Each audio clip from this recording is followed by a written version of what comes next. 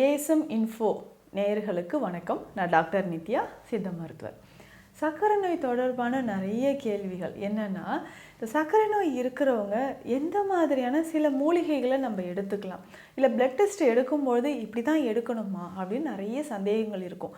மூலிகை மருந்துகள் எந்த அளவுக்கு நமக்கு பிளட் சுகர் லெவலை குறைச்சி நமக்கு கொண்டு வரும்? பேசிக்காக இப்போ சர்க்கரை நோய் இருந்ததுன்னா எந்த மாதிரியான சிம்டம்ஸ் எல்லாரும் ஃபேஸ் பண்ணுறாங்க அப்படின்னா, பேசிக்காக ஒரு டயர்ட்னஸ் தான்.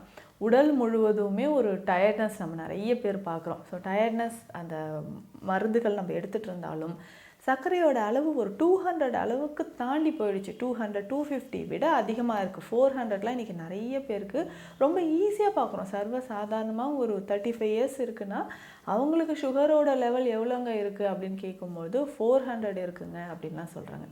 இந்த மாதிரி நமக்கு பிளட் சுகர் லெவல் அதிகமாக இருந்துச்சுன்னா ஏற்கனவே நம்ம சாப்பிட்டுட்ருக்கிற மூலிகை மருந்துகளோட என்னென்ன சித்த மருந்துகளோ இல்லை மூலிகைகளோ நம்ம சாப்பிட்டா நமக்கு சர்க்கரை நோய் நல்லாவே குறையும். நமக்கு அந்த உடல் பலவீனம் இல்லாமல் இருக்கும், ஒரு டயர்ட்னஸ் இல்லாமல் இருக்கும், இல்லை நரம்புகள் பாதிப்பு ஏற்படாமல் இருக்கும் அப்படின்றத தான் இப்போ நம்ம பார்க்க போகிறோம்.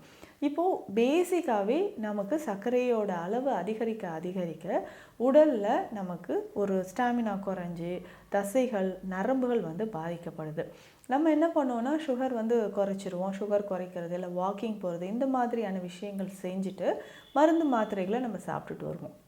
இதனோட இல்லை மூலிகைகள் என்னென்ன மூலிகைகள் நம்ம அன்றாடம் பயன்படுத்தலாம்? முக்கியமாக வெந்தயம், ஆவாரம்பூ, இது பெரும்பாலும் சர்க்கரை நோய் இருக்கக்கூடிய நண்பர்கள் நிறைய பயன்படுத்துகிறீங்க. இந்த வெந்தயம் எப்படி பயன்படுத்தலாம்னா, முளைக்கட்டியோ இல்லை வெந்தயம் டெய்லி முளைக்கட்டின வெந்தயம் ஒரு 2 ஸ்பூன் அளவுக்கு நம்ம சாப்பிட்லாம். இல்லைங்க அது டெய்லி சாப்பிட முடியல, கொஞ்சம் கஷ்டமாக தான் இருக்குதுன்னு சொன்னீங்கன்னா வெந்தயம் இதனோட கொஞ்சம் சீரகம், 100 கிராம் வெந்தயம்னா 20 கிராம் சீரகம் போட்டு லேசாக வறுத்து பவுடர் பண்ணிவிட்டு இந்த பவுடரை ஒரு 5 கிராம் தினமும் காலையில் நம்ம சாப்பிட்லாம். இந்த மாதிரி தொடர்ந்து வெறும் வயிற்றில் இதை சாப்பிடும்பொழுது சர்க்கரை நோய் கொஞ்சம் கொஞ்சமாக குறையிறது மட்டும் இல்லாமல் சிலருக்கு இந்த பிளட் சுகர் லெவல் இருக்கும்பொழுது வயிற்று பகுதியில் புண்கள் இருக்கும், அதை ஆற்றுவதற்கும் நமக்கு இது பயன்படுது.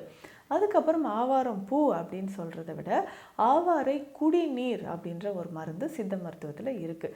இதில் இருக்கக்கூடிய மூலிகைகள் எல்லாமே நமக்கு பிளட் சுகர் லெவலை நல்லாவே குறைச்சி கொடுக்கும். ஆவாரை, கொன்றை மர பட்டையெல்லாம் பார்த்தோம்னா தனி பொடியாகவே இல்லை தனி கஷாயமாகவே சாப்பிடும்பொழுது நமக்கு பிளட் சுகர் லெவல் நல்லாவே குறைஞ்சி வர ஆரம்பிக்கும். அடுத்ததாக நாவல். இந்த நாவல் பற்றியும் நம்ம கேள்விப்பட்டிருப்போம். நாவல் கொட்டை சூரணமாக சித்த மருத்துவத்தில் இருக்குது. இது ஸ்பெஷலாக நாவல் கொட்டை கற்பம் அப்படின்ற மருந்தும் நம்ம பயன்படுத்துகிறோம். ஆவாரை, கொன்றை, நாவல், கோஷ்டம்லாம் அதிகமான ஒரு காரமான ஒரு மூலிகை நம்ம பிளட் சுகரை நல்லாவே குறைச்சிருக்கும். அக்ரஹாரம், இந்த மாதிரியான மூலிகைகள் எல்லாமே இருக்கும். இந்த மூலிகைகள் சேர்ந்தது தான் நம்ம இந்த ஆவாரை குடிநீர் அப்படின்னு சொல்கிறோம். இதை பயன்படுத்தினாவே நமக்கு நல்ல ஒரு ரிசல்ட் கிடைக்கும். டெய்லியுமே இதை எப்படி பயன்படுத்தலாம்னா, ஒரு நாளைக்கு 2 வேளை குடிக்கணும், இல்லை ஒரு வேளை குடித்தா கூட ஓகே. நம்ம பிளட் சுகர் லெவல் அபவ் 300க்கு அதிகமாக 300க்கும் அதிகமாக இருந்துச்சுன்னா ஒரு நாளைக்கு இந்த ஆவாரை குடிநீர் 2 வேளை குடிக்கலாம். இல்லை 200 250 இருந்ததுன்னா ஒரு வேளை குடித்தா கூட போதும். ஒரு ஸ்பூன் எடுத்து 3 கிளாஸ் தண்ணீரில் போட்டு நல்லா கொதிக்க வச்சு இதை வடிகட்டி ஒரு 60லேருந்து 70 ml வந்ததுக்கப்புறம் வடிகட்டி இதை நம்ம குடிக்கணும். காலை இரவு 2 வேளையும் உணவுக்கு முன் குடிக்கணும். இப்போ இதை குடிச்சிட்டு ஒரு அரை மணி நேரம்க்கு அப்புறம் நம்ம ஃபுட் எடுக்கலாம். இப்போது இல்லைங்க இது வெறும் வயிற்றில் குடித்தா சிலருக்கு அசிடிட்டியோ வயிறு லைட்டாக எரிச்சல் மாதிரி இருந்ததுன்னா நம்ம சாப்பிட்டு ஃபுட்டு எடுத்ததுக்கப்புறம் 1 மணி நேரம் கழித்து இந்த கஷாயத்தை நம்ம குடிக்கலாம். இதே மாதிரி தான் மதுமேக குடிநீர் அப்படின்ற ஒரு மருந்தும் சித்த மருத்துவத்தில் இருக்குது. இதையும் நம்ம இதே மாதிரி ஃபாலோ பண்ணிட்டு வரலாம்.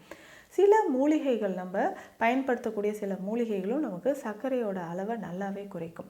அதில் முக்கியமாக பார்த்தோம்னா சிலர் கேட்குற கேள்வி, மேம் இந்த ஓமம், கருஞ்சீரகம், வெந்தயம் இதை பயன்படுத்தலாமா? நிச்சயம் பயன்படுத்தலாம். இதுவுமே நம்மளுடைய சர்க்கரை அளவை குறைக்கும்.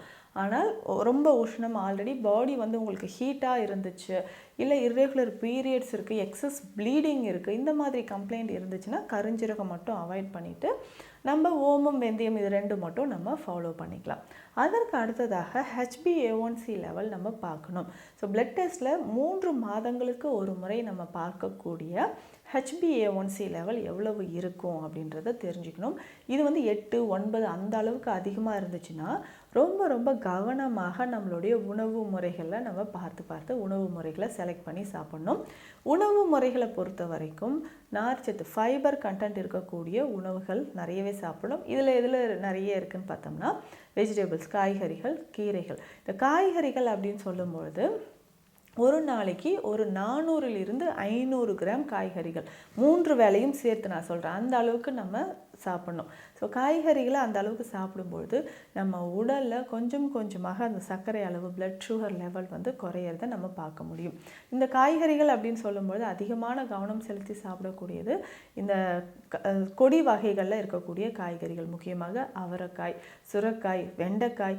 இது எல்லாமே முக்கியமாக இந்த சுண்டைக்காயை நம்ம வந்து மறந்துட்டோம். சுண்டைக்காய் அப்படின்னு சொல்கிறது சர்க்கரை நோயாளிகளுக்கு ஒரு வரப்பிரசாதம் அப்படின்னே சொல்லலாம். இந்த சுண்டைக்காய், பச்சை சுண்டைக்காயை நம்ம லேசாக தட்டிட்டு நம்ம நெய்யில் ஒரு ஸ்பூன் நெய் விட்டு ஒரு 2 கைப்பிடி அளவு சுண்டைக்காய் போட்டு அதில் லேசாக வறுத்துட்டு அதுக்கப்புறம் அதை ஒரு வாரத்துக்கு 3-4 நாட்கள் நம்ம சாப்பிட்டுட்டு வரலாம். அதே மாதிரி தான் வெண்டைக்காய் வந்து நீரில் போட்டு அந்த தண்ணீரை கூட குடிக்கலாம்.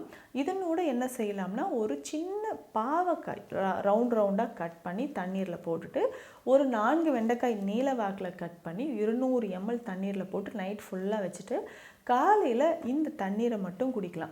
இல்லை ரொம்ப உடம்பு ஹீட்டாக இருக்குன்னு சொல்கிறவங்க ஒரு 1/2 ஸ்பூன் வெந்தயமும் இதனோட சேர்ந்து ஊற வச்சுட்டு இந்த தண்ணீரை மட்டும் வடிகட்டி காலையில் குடிக்கும்பொழுது நம்ம உடலில் கொஞ்சம் கொஞ்சமாக சர்க்கரை அளவு நல்லாவே குறைஞ்சிட்டு வரும். இதை தாண்டி பார்த்தோம்னா நாவல் கொட்டை சூரணமோ இல்லை நாவல் கொட்டை கற்பமோ நம்ம சாப்பிடும்பொழுதும் ரத்தத்தில் இருக்கக்கூடிய சர்க்கரை அளவு குறையும். ஸோ என்னதான் நம்ம வந்து வாக்கிங் போயிட்டே இருக்கேன், இந்த மாதிரி எக்ஸசைஸ் பண்ணுறனாலும் உணவு முறையில் நம்ம வந்து டயட்டில் கரெக்டாக ஃபாலோ பண்ணோன்னா பிளட் சுகர் லெவல் நிச்சயமாக குறையாது. சித்த மருத்துவத்தில் இப்போது ஸ்டார்டிங்கில் பார்டர் லைன் டயபிட்டிஸ் அப்படின்ற ஒரு கண்டிஷன் இருந்துச்சுன்னா ஸ்டார்டிங்கில் சித்தா மெடிசன்ஸ் நம்ம ஸ்டார்ட் பண்ணிட்டோம்னா ஒரு 2-3 மாதங்களுக்குள்ளாகவே சர்க்கரையோட அளவை வந்து நம்ம நார்மல் ரேஞ்சுக்கு கொண்டு வர முடியும். இதுவே கொஞ்சம் யங் அடல்ட்ஸாக இருக்கீங்க, ஒரு 35 இயர்ஸ் 30 இயர்ஸ் தான் ஆகுது, ஸோ இந்த டைமில் எனக்கு வந்து பிளட் சுகர் லெவல் இருக்குன்னா நிச்சயமாக அதை வந்து ரிவர்ஸ் பண்ணுறதுக்கும் நிறைய மருந்துகள் சித்த மருத்துவத்தில் இருக்குது. ஸோ இந்த பதிவு உங்களுக்கு பயனுள்ளதாக இருக்கும்னு நம்புகிறேன். மீண்டும் அடுத்த பதிவில் சந்திக்கலாம். நன்றி.